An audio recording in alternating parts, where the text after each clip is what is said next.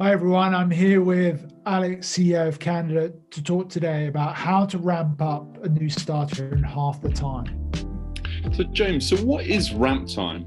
Why is it crucial to your business? Well, I love the word ramp time. It's almost like, if you think about it, you're running up a ramp and you can fall straight down. It's definitely not an English word that we've used, but we've certainly stolen from Silicon Valley. I think the first thing is you've got to be clear on the results that the person is trying to achieve. And ramp is when you go from a point of onboarding to becoming part of the team. We talk about becoming a team asset by the end of the ramp period. And that's what you've got to think of if you're a new starter. Am I an asset to the company by the time of the ramp period, which is typically the end of the probation period, to put it into context? The second thing is, in ramp time, you are often still in probation. So you need to really show that you can create that value, you can create that metric improvement that you've been hired to do over that time. Otherwise, you're going to create a very difficult decision for the founder. The third thing is you've got to get not just results, as we talked about in metrics, but you've also got to create a sense of emotional connection with the team. And that can be quite hard in today's environment, but you've got to, add to the culture, rather than to take away from it. So James, how long is a typical ramp period for salespeople? Yeah, it can vary. I think if you look at, say, the SDR role, typically you're looking at about a 3-month ramp time. For an account executive selling to mid-market or an enterprise, probably a 6-month ramp. And a VP of sales, it can be anywhere between 6 and 9 months I've seen in a ramp time. We've often taken the opinion that your ramp should almost coincide with your probationary period as well. So if you are thinking about offering someone right now, when you're listening to this, think about those two things as to how you're going to structure that time, structure the commission, structure, the contract as well to coincide those two things. So Alex, we've heard a lot about remote selling and remote leadership. What's different about this remote environment for salespeople and sales leaders? Look, I think joining any team in any function and doing that remotely is challenging. But I think, the good news is that most companies have really started to understand what that entails.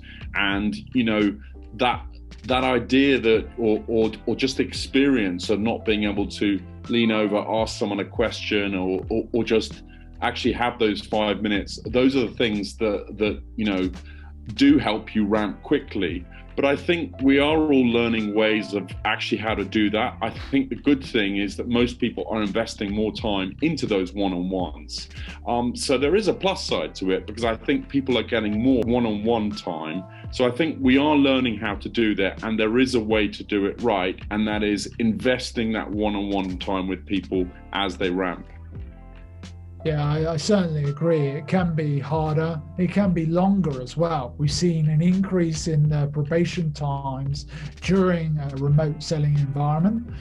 I think the second thing, it's quite hard to spot the boundaries of people and the standards in which you're keeping to, because you don't have that personal connection and that one-to-one and face-to-face connection you previously had when we weren't as 100% remote that we often are now today. So you're right, it is harder to build personal relationships. The one-to-one time is crucial to invest in and really think about. It is the one-to-one, not just to check in on your performance review. And then also the byproduct of that is that sometimes for new starters, we found is that they can feel a little bit on the outside because they don't have that camaraderie.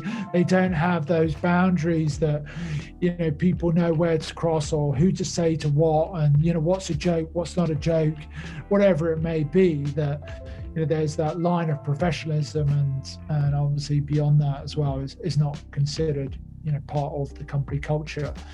I think one thing I found for those that are looking to create a higher performance for new starters coming on board in a remote selling environment, call recording software is a real game changer for us as leaders and even founders who are still operating as a kind of sales manager to some of those early sales hires, because what it enables you to do is, simulate so much information in a short amount of time. You could listen to, in a day or a day and a half, 3 months of calls.